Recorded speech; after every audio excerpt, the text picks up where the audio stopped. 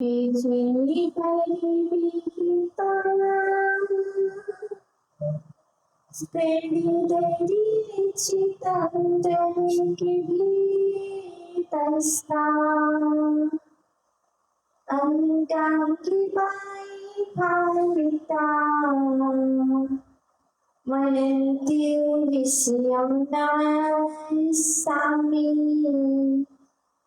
Song Samagara Song Samagara Song Divavita Niti Vakyamrita Ravi Namo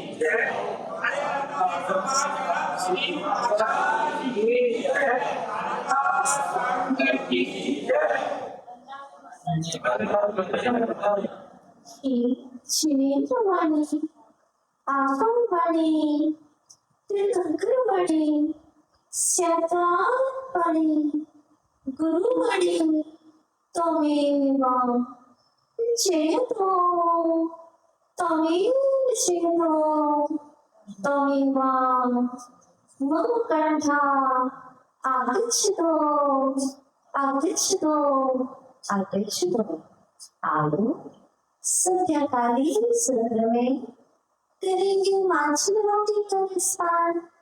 आज का विषय है आत्म शांति का उपाय क्या है। शांति बाहर में नहीं, शांति अंदर में।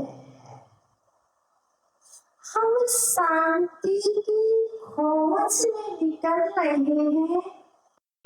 सोचते कि शांति जयपुर में है, कभी सोचते कि जयपुर से बाहर शांति मिलेगी।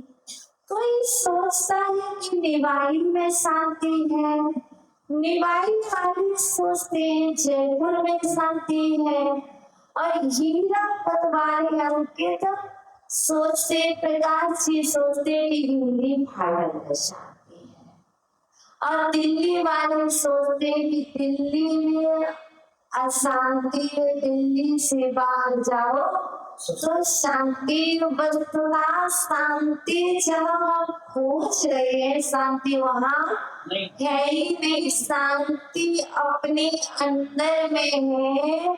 बाहर की कितनी भी दौड़, बाहर की खोज शांति दे ही नहीं सकती। दुख है तो अशांति, वस्तुतः दुख कहने में जरूर आता है कि सामने वाले ने दुख दिया, कहने में आता, वस्तुतः सामने वाला दुख देता ही नहीं है जब तक हम अंदर से वैसी परिणति ना करें।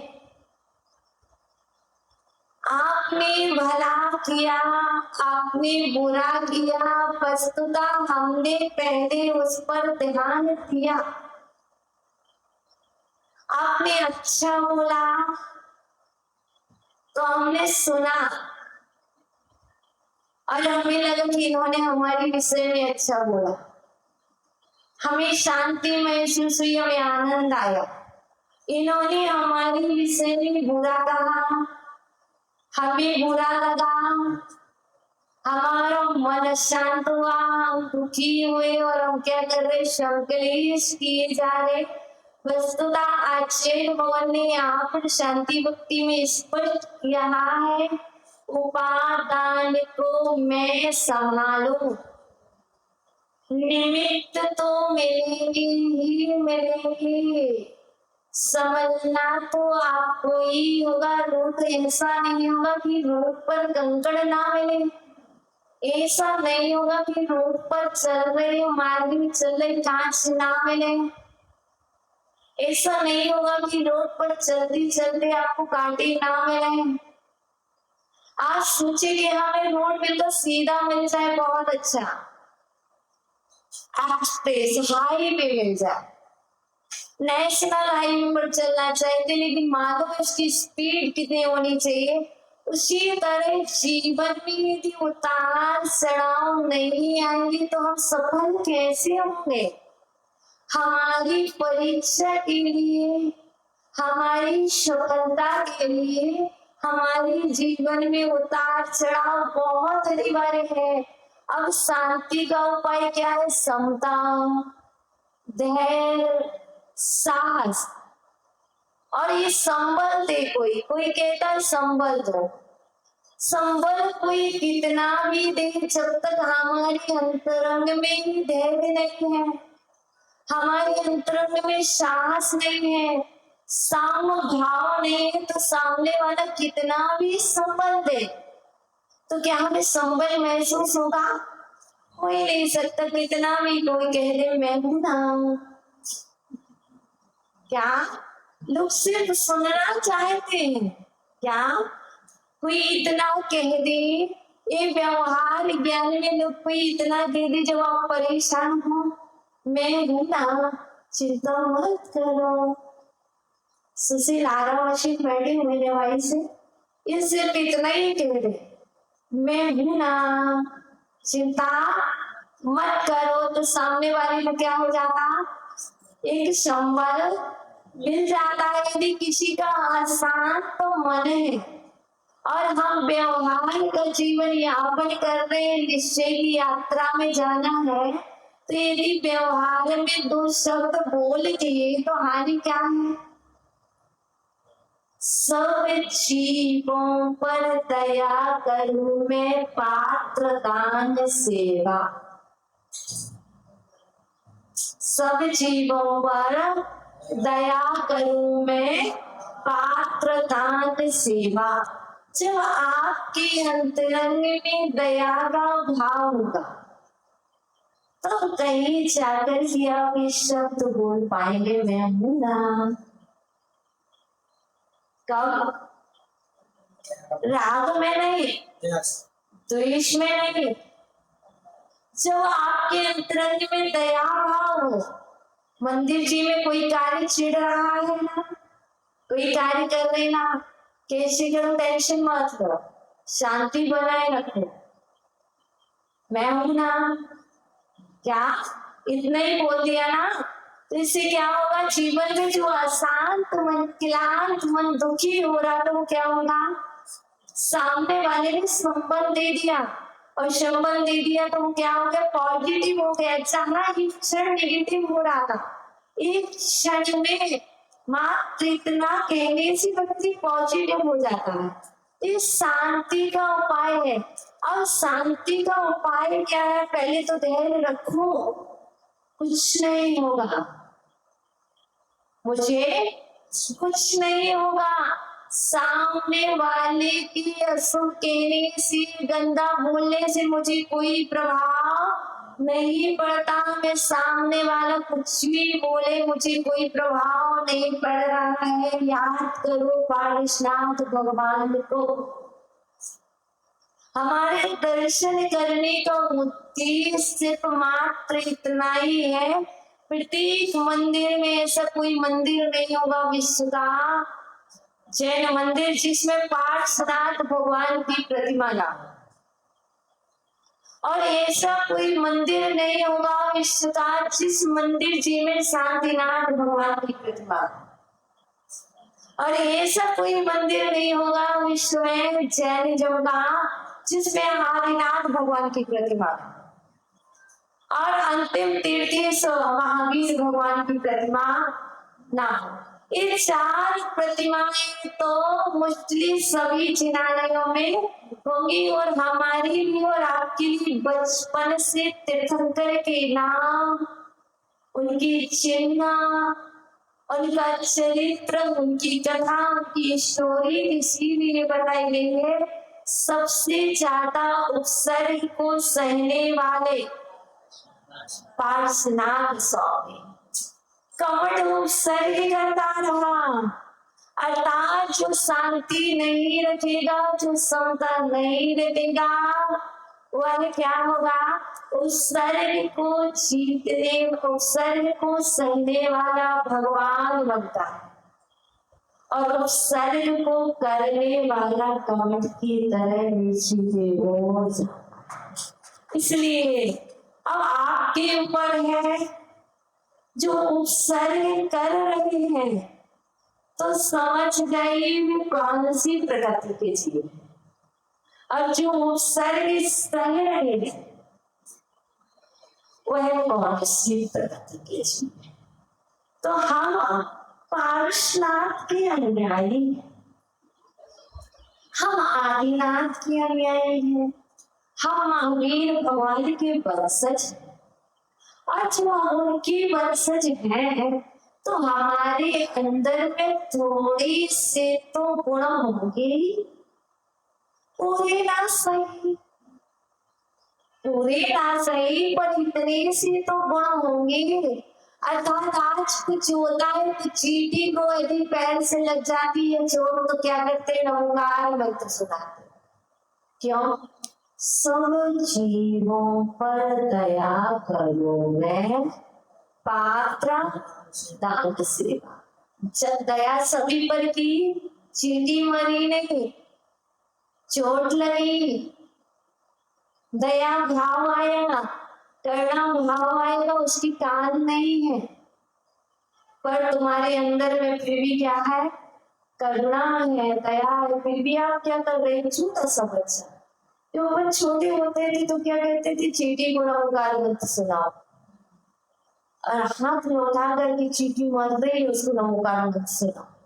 बस तो था वो चींटी सुनने ही नहीं, उस समय याद नहीं था कि चींटी की कर्णेंद्रिय नहीं, उस समय नहीं मालूम था कि चींटी की आंख नहीं है, पर चींटी अनुभव कर रही ना। आपने जैसे ही उसे हाथ पर रखा, प्यार से रखा, तो उसने अनुभव किया कि नहीं, उसके अंदर संवेदना है कि नहीं। अर्थात संवेदना सभी जीव करते हैं, जैसे कि लाज बनती, सुई में एक इंद्रिय बोधा है, आप वहां जाते हैं तो क्या होती, मूर्छा जाती है। अर्थात संवेदना है, जब चींटी चलती है आप उसको पकड़ने की कोशिश करते हो, उनका अपनी डायरेक्शन चेंज कर देती। अर्थात संवेदना होती है, ये अनिवार्य नहीं है कि उसकी कान में कभी सुनेगी। आपके भावों का प्रभाव, सभी जीवों पर करुणा का भाव, क्यों, शांति का उपाय है। जब करुणा का भाव रखते हैं, दया का भाव रखते हैं, तो हमारे जीवन में शांति का संचार होता है। मरने दो, किसी ने कहा कर दो, मारो, बांधो, क्या एक कपूरा, जब आपके अंदर हिंसा का भाव होगा, अब जब आप दूसरी के विषय में ऐसा बोलेंगे, ऐसा सोचेंगे, तो बताइए क्या शांति होगी? नहीं। सबसे पहले तो दया भाव, फिर पात्रों की सेवा करो। अब पात्र तो तीन कह रहे हैं, उत्तम, मध्यम, जघन्य। उत्तम पात्र महाव्रती, है ना? मध्यम पात्र देशगति, जघन्य पात्र सम्यक दृष्टि। ठीक है ना? उसके बाद जो शेष बचे उन पर क्या करें? कि सेवा नहीं करना तो क्या उनका अनादर करें? नहीं। जिसकी सेवा नहीं उनके ऊपर करुणा तो की जा सकती है। करुणा दान तो होता है, क्योंकि कल ही तो पढ़ रहे थे अक्षर भवन सोमसेन सोई कह रहे थे, जो अनाथ है, माता पिता से रहते हैं, रोगी है, लूले हैं, लंगड़े हैं, भूखे हैं, प्यासे हैं, इनके ऊपर भी दया करनी चाहिए। अर्थात यदि अपने जीवन में शांति चाहते हैं तो दूसरे के जीवन में अशांति, अशांत मन वाले के लिए शांत कर दीजिए, आपके जीवन में शांति आएगी। दूसरों को दुखी रख करके हम कभी भी शांति से जीवन यापन कर ही नहीं सकते हैं। सब जीवों पर दया करो में पात्र दान सेवा। अब क्या करना? सेवा करनी पड़े तो सेवा करेंगे, मुझे दान देना है, मुझे आहार दान देना है, लेकिन घर में माता पिता बिलख रहे हैं। मेरा मानना है घर में वृद्ध माता पिता बिलख रहे हैं, मुझे मंदिर जी जाना और उनको रोते हुए छोड़ाएंगे तो क्या मंदिर आना सफल होगा? बिल्कुल नहीं। आचार्य भगवान कह रहे सबसे पहले देखिए कि आपके घर में जो माता पिता वृद्ध है, पहले उनको बिल्कुल तैयार कर दो, उनको व्यवस्थित कर दो, उसके बाद आप मंदिर आएंगे तो क्या होगा? आपके जीवन में शांति आएगी। यदि उन्हें रोता छोड़ाओगे और आप फिर आपके जीवन में क्या आपको हंसने मिलेगा? नहीं, कभी नहीं, कदापि नहीं। आप भी बिलकोगे, आपको भी होना पड़ेगा। तो शांति का उपाय है, यदि जीवन में आप शांति चाहे तो पहले दूसरे के जीवन में शांति का वातावरण बनाने की कोशिश करें। शांति कैसे बने? शांति का उपाय क्या है? शांति का उपाय हमारी सोच, हमारी विचारधारा। जैसे हम सेवा किसी की कहने से ना करें, सेवा कहने से नहीं होती। काय दान, दान देने मांगने से नहीं दिया जाता, दान भावों से होता है। क्या भावों से होता है? जब अंतरंग के भाव होते हैं फिर कोई चीज दी जाती है उसको बड़ा ही महत्व होता है। इसलिए कोई रो रहा बिलख रहा, पीड़ा तुमने किया तो फल तो मिलेगा, लेकिन यदि हम उसके समझे, क्योंकि हम बुद्धिशील प्राणी, आप बुद्धि मान लो विवेकशील प्राणी है, आप व्यक्ति को देख करके समझने की कोशिश करें। जैसे आप माना कि भोजन कर रहे, माना कि आप भोजन कर रहे, एक व्यक्ति कहीं से आया, जहां आप भोजन कर रहे थे वहीं वो दूर ही बैठ गया और वो आपको देख रहा है। क्या आपको वो देख रहा है?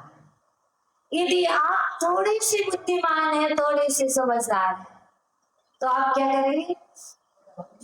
भाई आओ, तुम वहां क्यों बैठे हो, आओ साथ में भोजन करो। अरे तुम इतनी दूर क्यों अकेले?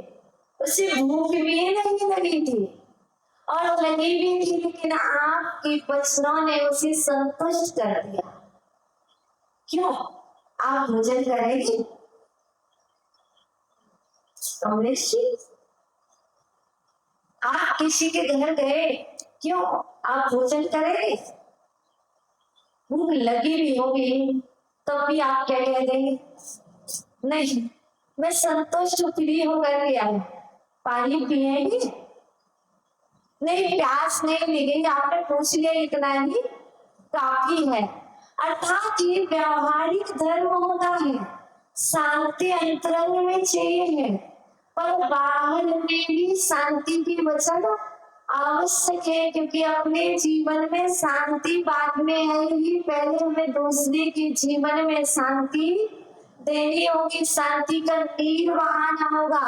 पानी शांति धारा करते करते जीवन में शांति आए या ना आए, लेकिन अंतरंग में शांति के झरने झरने लगे, दया के भाव चलने लगे, तो नियमित ही अवश्य ही तुम्हारे जीवन में शांति आएगी आएगी। ऐसा हो नहीं सकता कि तुम्हारे अंतरंग में भाव अच्छे हो और तुम्हारे जीवन में शांति हो। मैंने तो देखा, जब भी मैं दुखी होती हूँ तो किसी दूसरे से स्वयं की सोच से, और जब भी मैं खुश होती हूँ तो स्वयं की सोच। दुनिया की कोई ऐसी शक्ति नहीं है जो मुझे समझा दे। क्या कह रही हूँ? कोई मुझे 1,00,000 लोग समझाने की कोशिश करे, गुरुजन भी करे, पर हमारे अंदर में वो ताकत नहीं कि मैं समझ जाऊं। मैं समझ नहीं सकती हूँ, लेकिन जब मैं स्वयं निर्णय कर लूं कि मुझे समझना है और मैं अपने अंदर में ही कुछ सोचूं, तो मैं समझ करके तुरंत अपने आप को मन को साफ कर सकती हूँ। इसलिए कुएं में जल आया कहाँ से? कुएं में जल आया कहाँ से? बताओ, किसने डाला? दादी ने? अंदर से नहीं आया। कुएं में जल अंदर से नहीं आया। पहले कुएं में, कुआं में जल तो यहाँ भी है, पहले आपको आवरण हटा, पहले आपने मिट्टी हटाई। जब तक आपने आवरण नहीं हटाई, मिट्टी नहीं हटाई, गहराई तक नहीं गए, तब तक कुएं में चला नहीं आया। आपने मात्र 10 फीटी ही मिट्टी हटाई। 10 दिन हो गए, 10 साल हो गए, क्या 10 दिन हो गए, 10 साल हो गए, 10 महीने हो गए, 20 वर्ष हो गए, और हमारी मिट्टी कितनी हटी?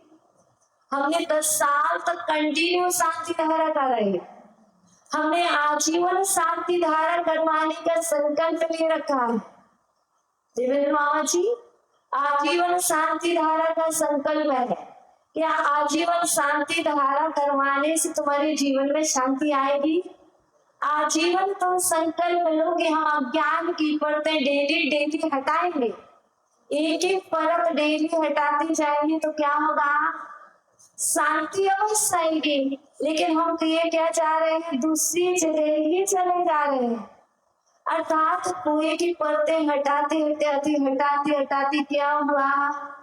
गहराई तक पहुंचे तो क्या हुआ? अपने आप झरने झरने फूट गए, और क्या होने लगा? कुएं में पानी आ गया। अब देखना, आप उस कुएं में से पानी आज निकाला, कल कितना खाली होगा? नहीं होगा ना? कल वापस से उतना चला जाएगा। और यदि नहीं निकाला तो तब भी कुएं से यदि पानी नहीं निकाला, जल नहीं निकाला, तो कुएं में जल बढ़ेगा नहीं, उतना ही रहेगा। दादी, कुएं में से जल नहीं निकाला तो जल बढ़ने वाला, जल का स्तर बढ़ेगा नहीं, उतना ही रहेगा। यदि जल निकाल दिया तो जल जो निकला उतना जल कल वापस फिर से आ जाएगा। उसी तरह अपने जीवन में किसी का भला किया, अपन ने किसी को दान दिया, किसी की सेवा की, तो हमारे जीवन में वापस से हम अपेक्षा नहीं रखते हैं। क्या अब इच्छा करते हुए ना तो दान दो न सेवा करो, निस्वार्थ भाव से सेवा करो।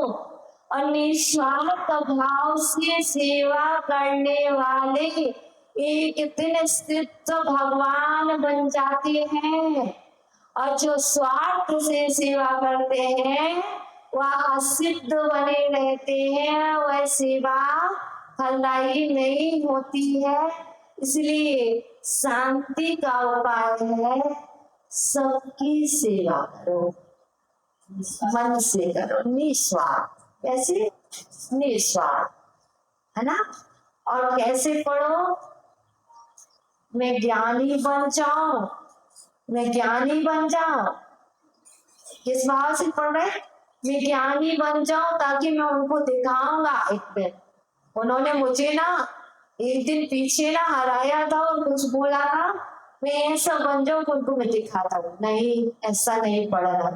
अपने आत्म कल्याण के लिए, आत्म ज्ञान के लिए, आत्मा की खोज के लिए यदि अध्ययन भी करना कभी नहीं भूलोगे तो कहते ना भूल जाता।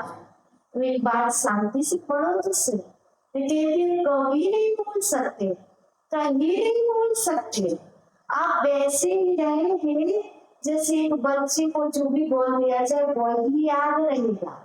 इसलिए शांति बाहर में नहीं, मुंबई में भी नहीं, जयपुर में भी नहीं, दिल्ली में भी नहीं, बॉम्बे में भी नहीं है, बिलाला जी नोएडा में भी नहीं।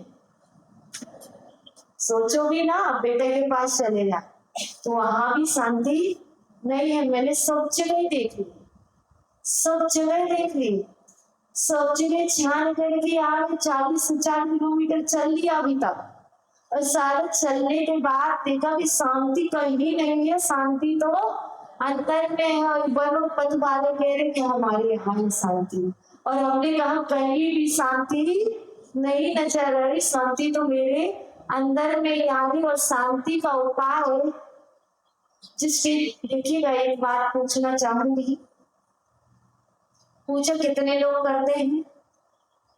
अच्छा, कितने लोगों ने की अभी तक पूजा अपनी लाइफ? सबने की? बता तो दो। सबने की ना? देखो सुशील जी हाथ नहीं खड़ा किया। पूजा की ना? की ना? पूजा प्रारंभ कहाँ से होती है? और शांति का उपाय क्या है? मैं आपको सिर्फ आपका समाधान आपसे ही दे रही हूँ।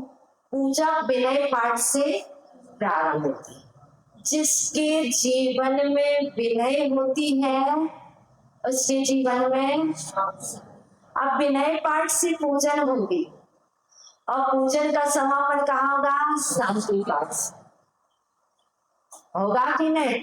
इसका लॉजिक क्या है? प्रारंभ विनय से और समापन शांति से। और शांति पाठ के बाद क्या होते हैं? विसर्जन। विसर्जन मतलब हम आपके इस देह पर घटा रहे हैं। जिसके जीवन में विनय हो उसके जीवन में उसे पूज्यता भी प्राप्त होगी। जिसके जीवन में विनय होगी उसे पूज्यता प्राप्त होगी, और जिसे पूज्यता भी प्राप्त होगी वो अहंकार में नहीं रहेगा तो उसके जीवन में शांति होगी। और जिसके जीवन में होगी शांति, अंत में आप विसर्जन करते हैं लेकिन वही जीव करेगा इस देह का विसर्जन समाधि के साथ। जिसके जीवन में शांति का पाठ नहीं उसकी समाधि हो ही नहीं सकती है। इसलिए हमने और आपने यहाँ पर शांति भक्ति इसलिए पढ़ी है कि हमारी देह का विसर्जन समाधि के साथ हो। और उसके पूर्व में पंच गुरु भक्ति इसलिए पढ़ी थी कि पंच परमेश्वरी पंच गुरुओं की शरण में हमारी समाधि हो। और उससे पूर्व सिद्धों की आराधना की थी, वह इसलिए की थी कि हमारा लक्ष्य हमारा उद्देश्य सिद्ध बनना है, लेकिन पंच गुरु हमारे लिए उपाधि है और शांति के बिना पंच गुरु की शरण समाधि नहीं करा सकती है। इसलिए जीवन में स्तोत्र पाठ भक्तियां हमारे जीवन में शांति का संचार करती है।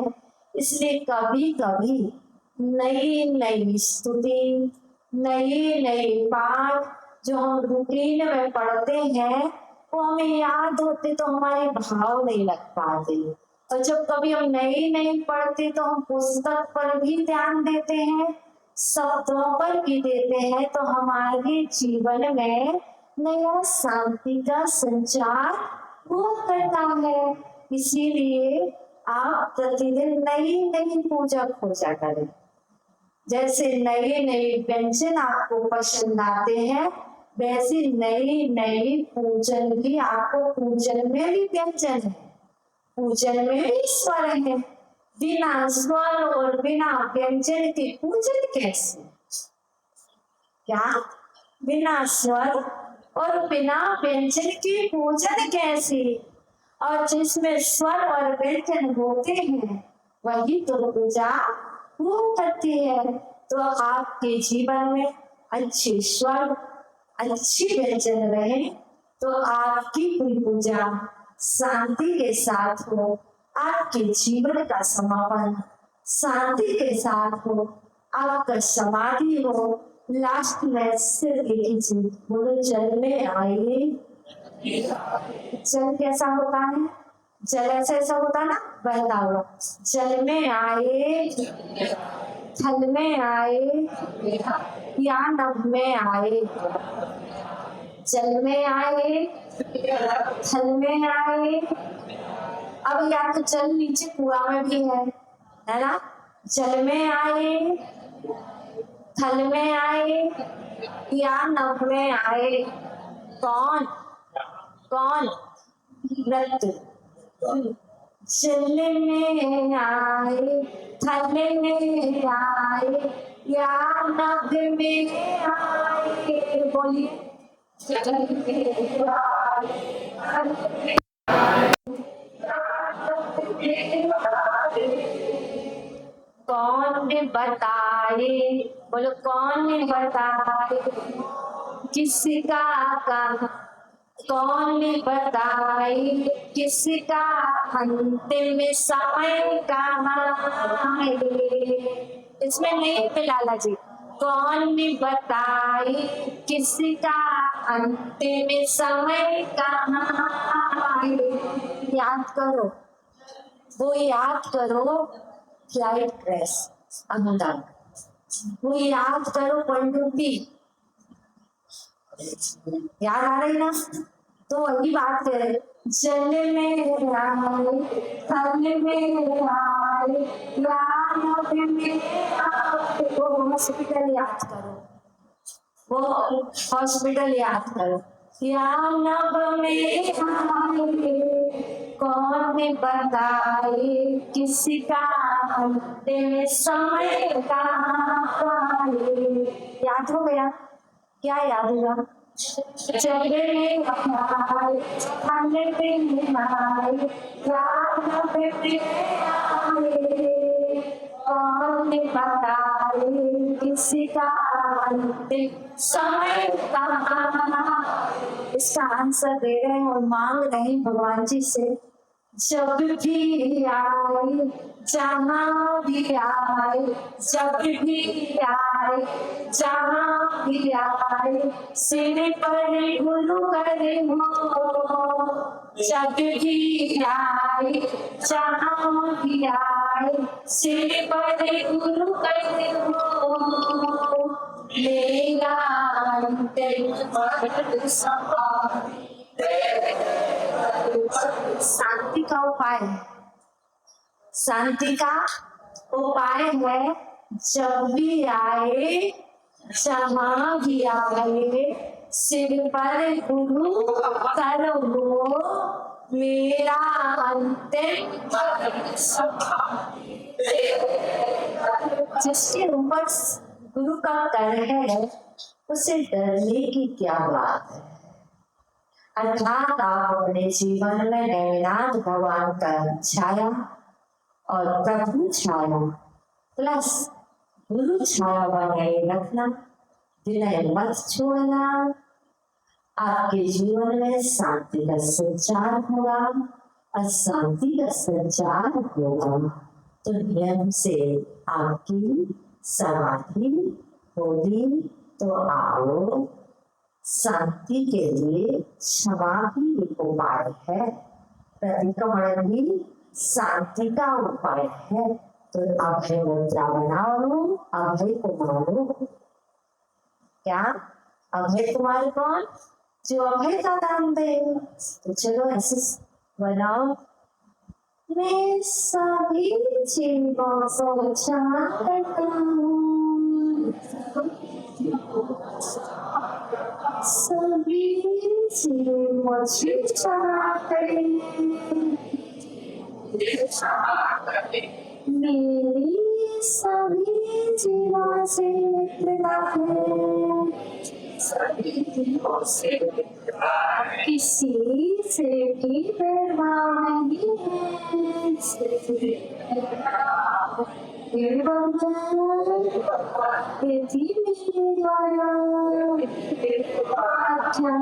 के वश करके,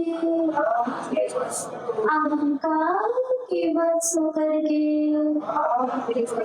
कोई अपराध हो गया हो, इस जिनालय के वश करने वाले समस्त देवता गण मेरे अपराधों को क्षमा करें, सद्बुद्धि दें। नमो भगवान, नमो